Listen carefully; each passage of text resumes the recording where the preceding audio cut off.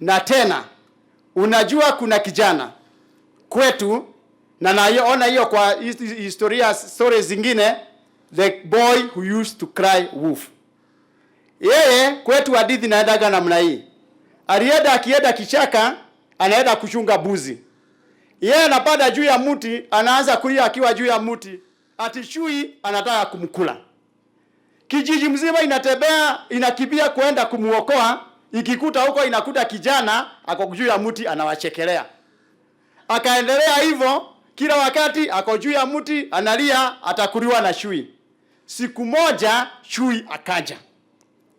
Na kijana akalia. Watu walikuwa wamechoka na kilio ya kijana, manake alikuwa anawadanganya. Siku hiyo kijana akakuliwa. Mzee naye alikuwa na tabia, anaenda kwa kichaka na mbuzi na ng'ombe zake. Yeye anasikia chui analia, anasikia the hyenas wanalia, anasikia hata simba analia. Yeye anaacha mbuzi kwa kichaka, anarudi kwa mtaa kula gumzo na wazee wenzake. Jioni kurudi, ng'ombe hakuna, mbuzi wamekuliwa. Alafu yeye anaenda kwa walinda pori kushitaki ati wameshindwa kuchunga mbuzi zake. Shida ni watu wa pori, washuga pori, ama shida ni ya mzee? Kwa hivyo tuwe na nia na tukiwa wa Kenya kuangalia shida iko wapi. Ni kutengwa, ni kujitenga, ama ni kutengana? Tutakuwa ni watu wa utengamano. Tutakuwa watu wa amani. Tutakuwa watu wa upendo na watu wa umoja. Hiyo tu ndio jambo ninawacha kama mlima ya Turbo constituency na county yetu. We will not accept kama viongozi ni kuuza ama kuuziwa ukabila. Let us not be the agents nor the buyers wa kitu inaitwa ukabila. Naungana na wewe na viongozi wote kwamba Mheshimiwa Ruto 2013 vile Mheshimiwa Malula amesema, mimi niliingia kwa chama cha Mheshimiwa Musalia Mudavadi, lakini immediately tuliingia bunge tukakuja kukaa na Mheshimiwa Ruto. Yeye ndiye alitukaribisha tukaingia katika serikali ya 2013-2017. 2017 mimi nikatembea na Mheshimiwa Ruto kwa chama chake cha Jubilee peke yetu na ndugu zangu ambao tuko nao hapa. Hakuwa na kitu inaitwa ukabila. That bit ilitusaidia tukatembea na yeye mpaka wasaa huu. Kenya ni yetu sisi wote, tushikane mkono pamoja, na yule ambaye atatuuzia uoga wa ukabila, shetani ashindwe, aende katika bahari ya kushindwa. Nikuri project yetagwo Kinyona Kariga Irrigation Water Project. Na project hiyo yari ya milioni 200 icio ciabangitwo igwika project hiyo nigetha ikaria Kariga na matura marigiceirie mone mai ma kulima. Na njira project hiyo ni irikitie kuheo mbeca cia mbere kana first batch 50 million. Na njira ndimwire kiria gietereirwo thaa ici no kandarathie kuheanwo nigetha wira ucio wambiririe, nigetha ona twathiathia ningi batch iyo ingi yuke na nigetha project yambiririe na ikari makorwo makirima na njira iria yagirire. Kopia na zile mifuko zenu, tuko na CDF, hata kama koti imesema kwamba watafunga 2026, lakini bado iko mko na mfuko wa kina mama, na tungependa mifuko hiyo iwanufaishe wanafunzi ambao wanakuja kusomea hizi courses. Nilipokuwa PS wa Leba, nilikuja hapa Mkwajuni. Mkwajuni si ni Kilifi North. Nilikuja kuangalia mitihani za artisans. Na shida kubwa niliyoona pale ni kwamba wanafunzi wasipolipiwa na CDF, basi hawataweza kusoma. Kwa hivyo tunatambua hiyo kazi wabunge wanafanya, na ninafurahi nikisikia Mama G mheshimiwa pamoja na mheshimiwa Amina bunge wa hapa na wale wengine wakisema kwamba wataleta wanafunzi kwenye shule hii. Situwapigie makofi. Na mimi pia ningependa kuchukua fursa hii nimshukuru Captain Munga ambaye ni director wetu wa masuala ya maritime training, education and labor. Wajua huyu Captain Munga kazi yake ni mingi sana. Mimi nikiwa PS nazungumza na yeye mara nyingi kuliko hata ile wakati nazungumza na Director General. Manake agenda kubwa ya president wetu William Ruto iko kwenye hii mambo ya maritime education and training. Manake tusipowatrain hao vijana waende wapate kazi, tutaendelea kuwa na shida ya ukosefu wa ajira. Na rais mwenyewe ndiye alitoa agizo kwamba tupunguze ile fees wakati alikuwa hapa na ninyi. He gave us a directive as a ministry that you must reduce the STCW from 35,000 to 15,000 so that as many Kenyans as possible can access the training. Na tulingangana, si mchezo kupunguza fees. Manake bodi wanakuambia, you know, this institution must run. We want this fees to remain 35,000. Tukipunguza sana ni 30. But the voices from the ground were consistently telling us that you need to reduce the fees. And the president directed the cabinet secretary and myself to ensure that the fees is reduced to 15,000 for STCW. And I'm happy that has been done. And therefore, let us take advantage of the reduction in fees to access STCW. Manake STCW ni compulsory. Hawezi kwenda kwenye bahari kufanya kazi kama wewe. You cannot be onboarded on any vessel if you are not trained in STCW. That is the basic. Na kwa sasa STCW si imeletwa hapa Malindi. Sababu gani wewe mtu hapa Kilifi, Tana River, Lamu na hata Mombasa, sababu gani uko nayo kutofanya STCW? If you want to work at sea, there is no reason. We have increased access to these training opportunities. And so I want to thank Kenya Maritime Authority, represented by our captain, Peter Munga. And we are going to strengthen maritime education and training in this country, because this is the future. I keep telling people that, you know, we have been a land-centric country for many years. Tumeongea mambo ya agriculture. Mimi natoka mahali tuna mifugo huko. Tumeongea sana hiyo mambo, lakini sasa imebainika wazi kwamba zile nchi ambazo zimeinvest in blue economy and maritime, pale hizo nchi ndio zile ziko na utajiri mwingi. Most of the wealthiest nations are coastal nations. So we need to tap into that. If you look at the most affluent cities in the world, they are all found along the coast. If you look, let's take a country like the US, whether it is the East Coast, the West Coast, all the big cities that are wealthy are along the coastlines. India, Pakistan, they're all port cities. So equally, here in Kenya, we have an opportunity of tapping into this potential that we have in the maritime sector. I tell people in simple and basic language, because I'm not a maritime expert, that this sector, people think it's small. Lakini mimi naifananisha na parachute. How many of you know the parachute? When it is folded, it looks small. But once you begin to untie it, what does it do? It opens up and it takes you, itakupeleka juu na inakuwa kubwa zaidi. So hii sekta ya maritime ni hivyo. Ni kama parachute. Sisi ndio tunaiona ni ndogo. Tukifungua vizuri pamoja, hii sekta ni kubwa na itatajirisha nchi yetu ya Kenya. Na sana sana ninyi kama wakazi wa hapa pwani mtatajirika hata na zaidi. Nilimsikiza mheshimiwa akisema Mheshimiwa Amina angependa CS atembee ndio akutane na wavuvi tafikisha huo ujumbe kwake, na najua kwamba atapanga hivi karibuni kuja kuongea na ninyi.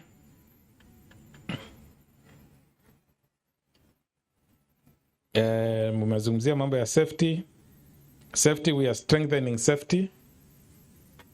Hapa KMA Mombasa, we are establishing a maritime information center ambayo itakuwa ina coordinate safety issues. Na hiyo itakuwa multi-agency center. Itakuwa kama National Command Center kwa mambo ya maritime safety and security. Na tayari tumepata wafadhili ambao watatusaidia kwenye huo mpango wa kufanya KMA pale juu kuwe na information center ya coordinate safety and security.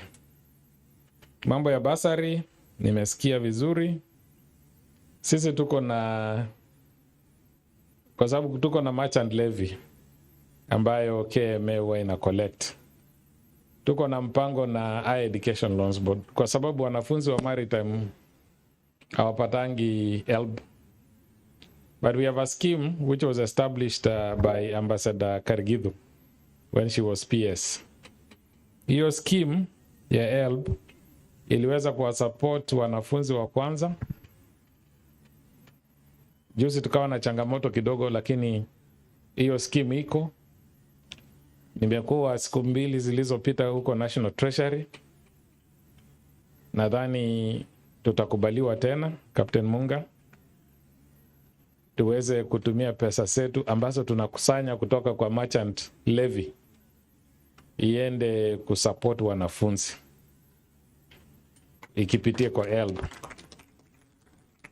So kwa hivyo hata wale wanafunzi wangependa kusomea hapa MKU watapata nafasi ya kuchukua hizo pesa kutoka kwa help, walipe nayo karo ya shule, wasome zile courses wanazipenda kuzisomea. So kwa hivyo Mheshimiwa Mama G, sisi tunaomba tu support kwenu pale bungeni kwamba budget ya KMA mkiona mnapatia support, mnaongeza.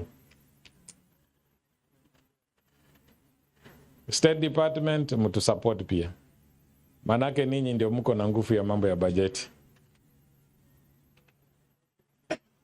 Ningependa kuongeza jambo moja kabla sijamalizia na kusoma hii speech.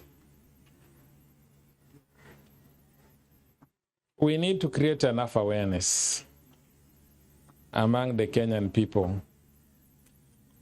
on the significance of maritime training and education, and also on available opportunities in this particular sector. And this we cannot do alone. As government, we have to work closely with elected leaders, with the industry. Our watu mnaita private recruitment agents, I think Betty, you represent them. Those are very important people because they are the ones who scope the markets. We as government, our work is to ensure that we enter into agreements with other countries. When we do MOUs with other countries, then our graduates will be onboarded into vessels that fly their flags. If we don't do that, then that will not be possible. So this year alone, I think I was in Korea twice. We signed some agreements. The CS Mvuria was able to sign 2 agreements. There is an existing agreement between us and Denmark. The existing agreements between us and Jamaica and other countries, but we also are expanding to Singapore. I think a captain was there and he advised us. Singapore is one of the countries that we want to work with. Malta. There's another country I always get asked, umefika wapi na MOU, inaitwa Marshall Islands. Kwa sababu it has a very big ship registry. Na mimi nilikamilisha upande wangu. Tunaongoja wao na tunatumia representative wetu kwa IMO kutusaidia kupata nafasi ya kutia sahihi kwenye mkataba wetu na Marshall Islands. Vile vile kuna nchi zingine kama Norway, Indonesia na waziri, because I mentioned earlier on that these are important players. This partnership framework is crucial for creating sustainable career pathways for our maritime graduates, enabling them to gain not just sea time, but also long-term employment in global maritime industries. Kenyan qualifications are recognized internationally, thus opening up new employment avenues for seafarers and maritime professionals in countries that currently have high demand for skilled labor in this sector. Speaking of the Kenya Maritime Authority, let me say that this institution plays a pivotal role in regulating and enhancing the standards of maritime training in our country. KMA has been instrumental in ensuring that our institutions, including this newly established academy, meet international standards in maritime education and training. I want to assure you that the government, through the Ministry of Mining, Blue Economy and Maritime Affairs, and the State Department for Shipping and Maritime Affairs, is committed to supporting KMA in all its endeavors. We are working on ensuring that Kenya's maritime certifications, especially those related to the standards of training, certification, and watchkeeping, STCW, meet the International Maritime Organization, IMO standards. We are also making significant strides in regulating and upgrading port services, ensuring that Kenya remains a competitive maritime hub. The government of Kenya has prioritized the development of our ports, particularly the port of Mombasa and the Lamu ports, to attract more international shipping lines. The modernization of these ports is not only creating jobs, but will also provide new opportunities for Kenyan seafarers and maritime professionals. To the students, who apparently are the most important people in this audience, I want to say this. You're entering into a field filled with limitless opportunities. The maritime industry is vast and diverse. It encompasses shipping, logistics, port management, marine engineering, nautical science, offshore resource exploration, marine conservation, and much more. I was actually being told that maybe Ambassador Nancy will confirm this, that there are 18 subsectors under the blue economy sector, thereabout. So you see, you can choose any line and you'll be just fine. So the demand for qualified professionals in these areas is higher than ever, both locally and internationally.